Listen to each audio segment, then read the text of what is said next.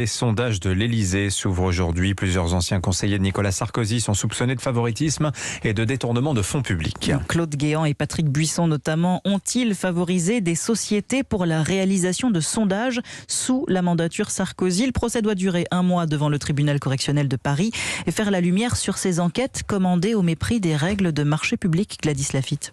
Parmi près de 300 sondages commandés par l'Élysée entre 2007 et 2009 à plusieurs entreprises, 235 l'ont été à la société de Patrick Buisson, ex-conseiller de Nicolas Sarkozy.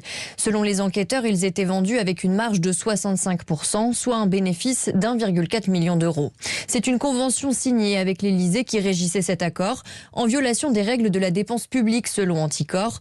Maître Jérôme Carcenti est l'avocat de l'association anticorruption.